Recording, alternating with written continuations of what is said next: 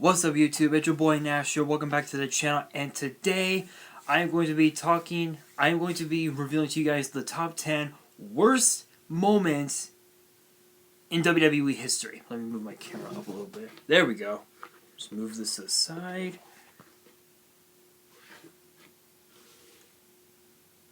There we go.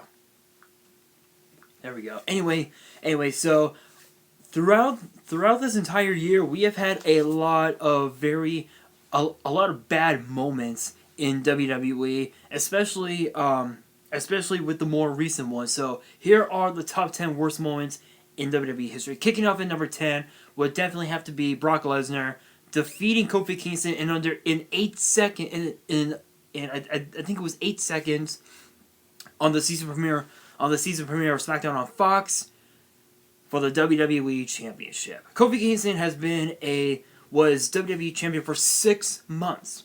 From WrestleMania, which was in April, May, June, July, August, September, October, so about six, maybe 7 months. And he was a very, very dominant champion. And there were rumors that he was gonna be competing against Seth Rollins and Adam Cole at Survivor Series in a triple threat match, but that didn't come to pass, seeing as how we had two new champions in Brock Lesnar and in Bray Wyatt. So seeing Brock Lesnar win the title that way was bad. It was, oh my god, I don't even know how to describe it. Honestly, I don't even know how to describe it. But coming in at number 9, this is gonna be an interesting one. I would have to say the Velveteen Dream getting injured. About a couple of months ago, the Velveteen Dream embarrassed Adam Cole when he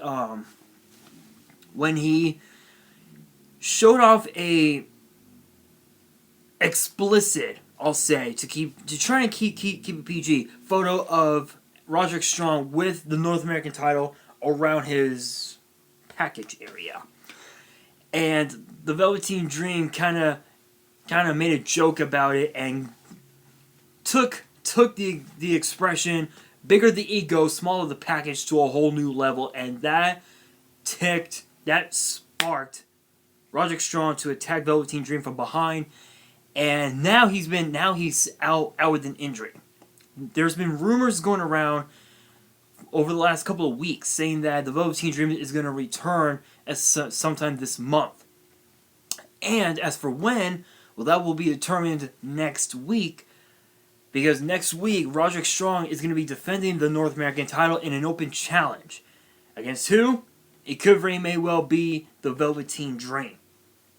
Or we could see someone from NXT UK, possibly someone like maybe Travis Banks, maybe Jordan Devlin, Ilya Dragunov. It could be anybody. So yes, definitely Velveteen Dream getting injured. Moving in at number 8, I would have to say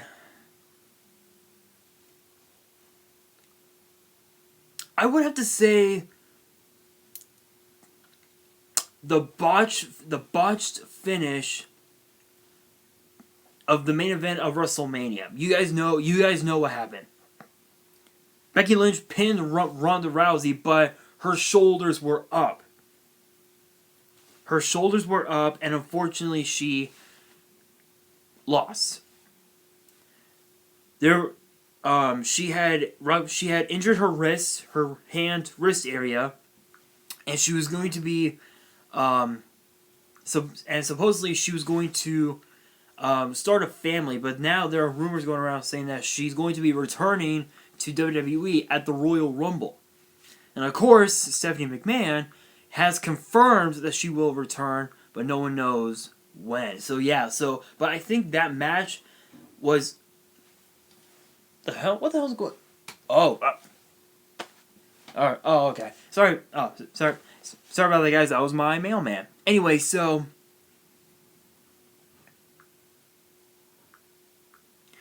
Anyway, so where was I? Oh, right. Anyway, so so Ronda Rousey had injured her wrist, hand area during the match at WrestleMania, which was absolutely brutal. That match deserves 5 stars because obviously women main eventing WrestleMania was a first, and and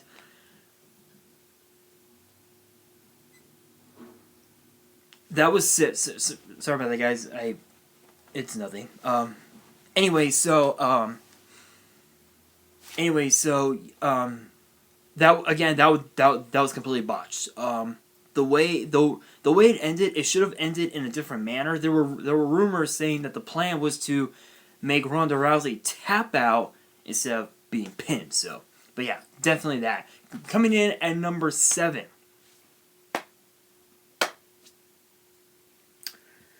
Coming in at number 7.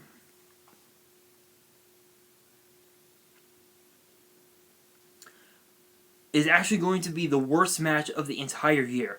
The worst match.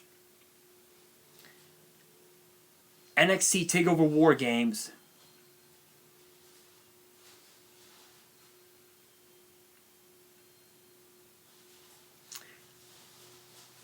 I would have to say Angel Garza versus Isaiah Swerve Scott. That was a bad match. I know that I gave it like 3 or 4 stars because it was a cruiserweight division match, but it shouldn't have happened on the pre-show. It should have happened on the main card, but it is what it is. So yeah, but yeah. So coming in at number 6, I would have to say the heel turn of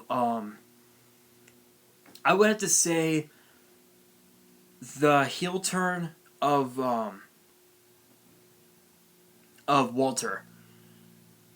That was absolutely brutal, and I even saw that Pete Dunne had issued a rematch against Walter for the WWE United Kingdom title, literally a month after TakeOver New York, a month later, and Fabian Eichner and Marcel Barthel literally cost Pete Dunne the match, which gave Walter the chance to hit Pete Dunne with a power bomb, picking up a victory. Thus, Imperium was born.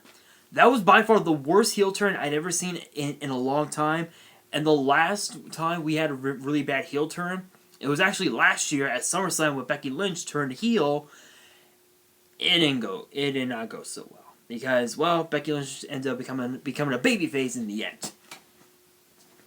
Coming in, so now the number 6 spot. I would have to say the ending between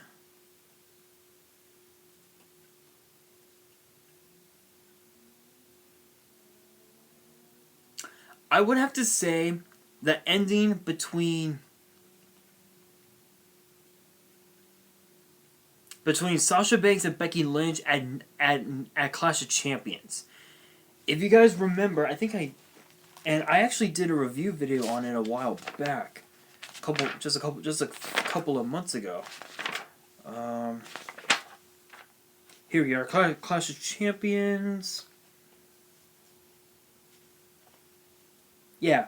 So I actually wrote in my book here that Becky Lynch got herself disqualified to retain the Raw Women's title, but that was only because of Sasha Banks. So I would have to say the ending to that. That was a very bad. That was a really bad way to show the storyline between Sasha and Becky, in which we all know that this rivalry goes back years. Goes back to their days in NXT when Becky and Sasha were once a tag team for a cool minute.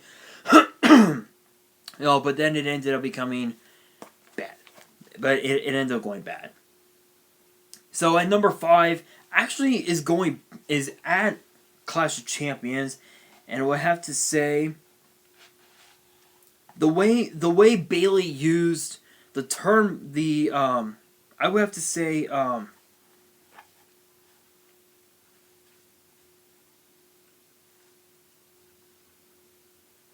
yeah, yeah, yeah. I would have to say what Bayley did to Charlotte Flair at at Clash of Champions, because I mentioned in my result video that she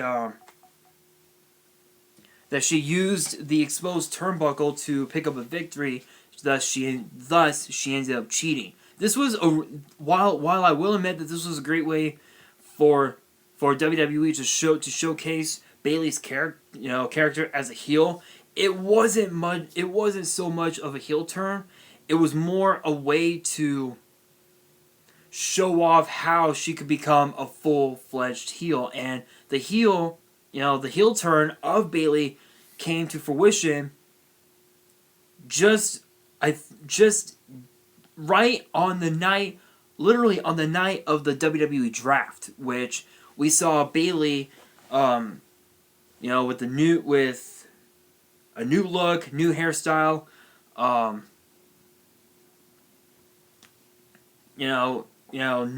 new attitude, taking an axe and hitting the Bayley buddies, which that made a lot of kids cry, and I was just like this. I'm like, oh, fuck. She actually turned heel. That was my initial reaction. So again, that match, that was bad. That was a very bad match. Coming in at number 4 has to be the ending of the men's Money in the Bank ladder match. So you guys know what happened. Actually, let me go back to that. Let me see. Let's see. SummerSlam, Extreme Rules, Stomping Grounds, Super Showdown. Money in the Bank. So Money in the Bank featured Ricochet, Drew McIntyre, Baron Corbin, Mustafa Ali, Finn Balor, Andrade, Randy Orton, and one other competitor. No one knew who it was. There were rumors saying that it was going to be someone, just some squash superstar, it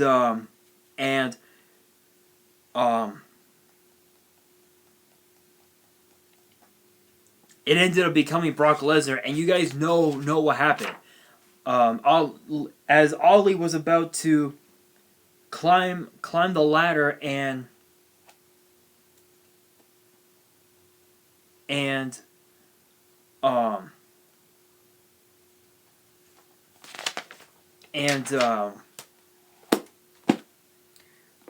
as Ali was about to climb the ladder and grab the briefcase, Lesnar's music hit, and Lesnar just ran to the ring, pushed the ladder off, which forced the cameraman to get knocked down. He pushed Ali off the ladder. He climbed the ladder and grabbed the briefcase. And then what happened? And then what happened after that will shock you to your core. Because Brock Lesnar at Extreme Rules cashed in the briefcase on Seth Rollins, which, yeah, so Brock Lesnar becoming Mr. Money in the Bank at number 5. And number 4, hands down, I would have to say the fact that there were 16 matches on the card for WrestleMania. So going back into my book, there were 16 matches on the card. There was Ronda Rousey versus Charlotte Flair versus Becky Lynch in the triple threat match. Brock Lesnar versus Seth Rollins for the Universal title. Kingston versus Daniel Bryan for the WWE title. Tony Nese versus Buddy Murphy for the Cruiserweight title. Batista versus Triple H in a no holds barred match, which ended up being Batista's last match ever. Kurt Angle versus Baron Corbin in Kurt Angle's farewell match. The Miz versus Shane McMahon, Falls Count Anywhere. AJ Styles versus Randy Orton. Roman Reigns against Drew McIntyre.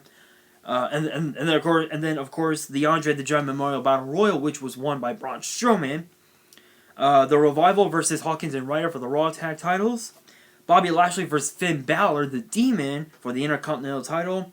And then of course, Sasha Banks and Bayley, the Iconics, Nia Jax and Tamina, and of course, the Divas of Doom, Beth Phoenix and Natalya for the women's tag titles. The women's battle royal, which was won by Carmella. The Usos against the Bar, which was Sheamus and Cesaro. The team of Rusev and Nakamura, and the team of Aleister Black and Ricochet, which was one of my personal favorite tag teams. For the SmackDown tag titles, then of course Samoa Joe versus Rey Mysterio for the United States title. 16 matches on the card, and almost each match was like 10-15 minutes. Some of them were like maybe 2 minutes. And that was probably by far the worst pay-per-view ever. But I will admit, though, there were a lot of matches on that card that were really good. One in particular, I would have to say the SmackDown Tag Title matchup. That was pretty good. I'll give him that. So coming in at number 3 is an interesting one. It is an interesting one. I would have to say.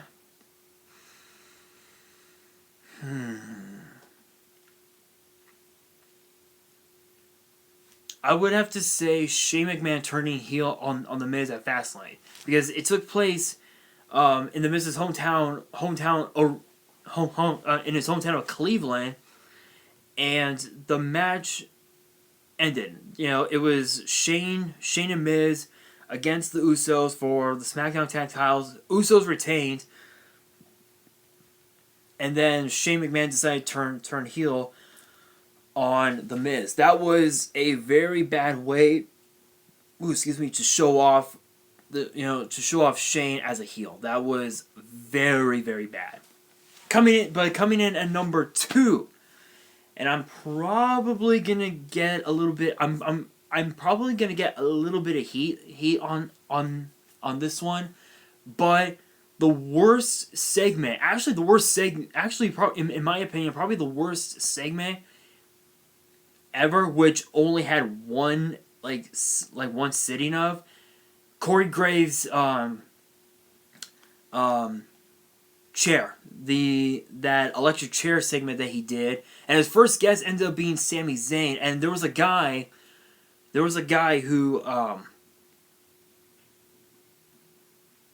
who asked Sami Zayn how come he never got the chance, how come he has not won a championship in WWE as of yet, and Sami Zayn mentioned that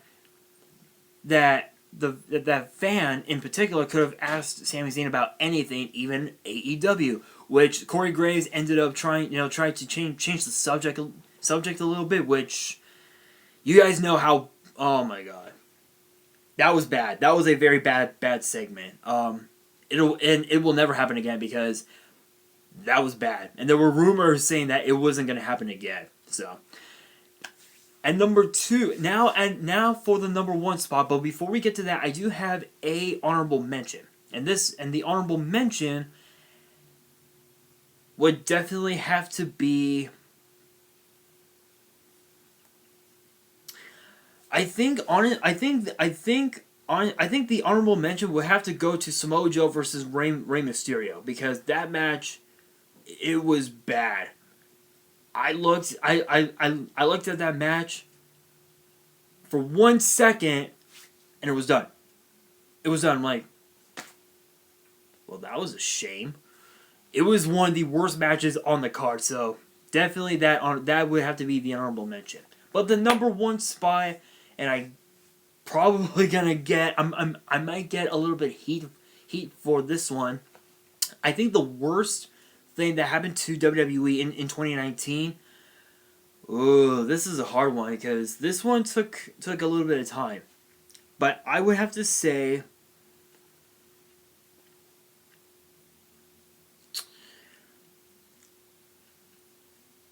the fact that we are not not that